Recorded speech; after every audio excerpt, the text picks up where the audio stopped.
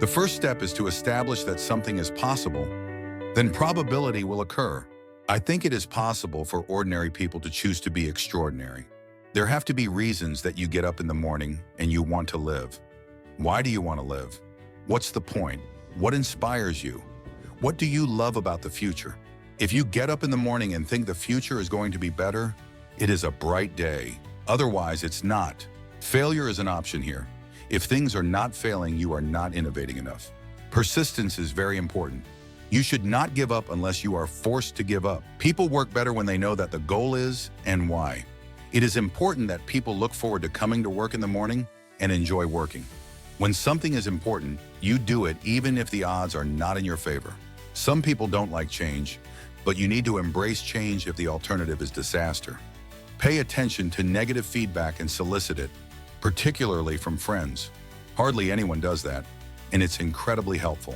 I think it's very important to have a feedback loop where you're constantly thinking about what you've done and how you could be doing it better. Managers should always take care of their team before they take care of themselves. The supervisor is there to serve his team, not the other way round. I don't create companies for the sake of creating companies, but to get things done. I could either watch it happen or be a part of it. When Henry Ford made cheap, reliable cars, people said, "Nah, what's wrong with a horse?" That was a huge bet he made, and it worked. Starting and growing a business is as much about the innovation, drive, and determination of the people behind it as the product they sell. It's okay to have your eggs in one basket as long as you control what happens to that basket. There's tremendous bias against taking risks. Everyone is trying to optimize their ass covering.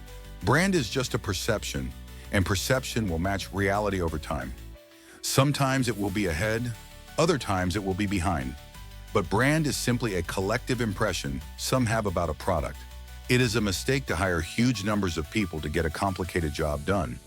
Numbers will never compensate for talent in getting the right answer. Two people who don't know something are no better than one. Will tend to slow down progress and will make the task incredibly expensive. If you're co-founder or CEO, you have to do all kinds of tasks you might not want to do. If you don't do your chores, the company won't succeed.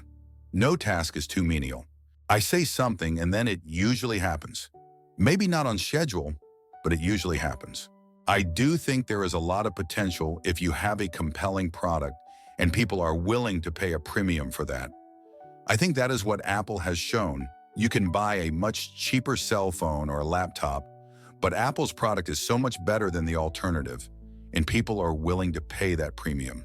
My biggest mistake is probably weighing too much on someone's talent and not someone's personality. I think it matters whether someone has a good heart. I don't believe in process. In fact, when I interview a potential employee and he or she says that it's all about the process, I see that as a bad sign.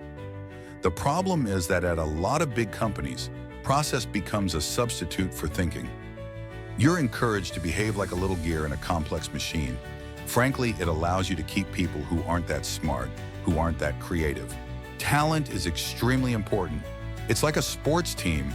The team that has the best individual player will often win, but then there's a multiplier from how those players work together and the strategy they employ. I've actually not read any books on time management. If you're trying to create a company, it's like baking a cake. You have to have all the ingredients in the right proportion. I think we have a duty to maintain the light of consciousness to make sure it continues into the future. As much as possible, avoid hiring MBAs. MBA programs don't teach people how to create companies. I'm interested in things that change the world or that affect the future and wondrous, new technology where you see it and you're like, wow, how did that even happen? How is that possible? I always have optimism, but I'm realistic. It was not with the expectation of great success that I started Tesla or SpaceX. It's just that I thought they were important enough to do anyway.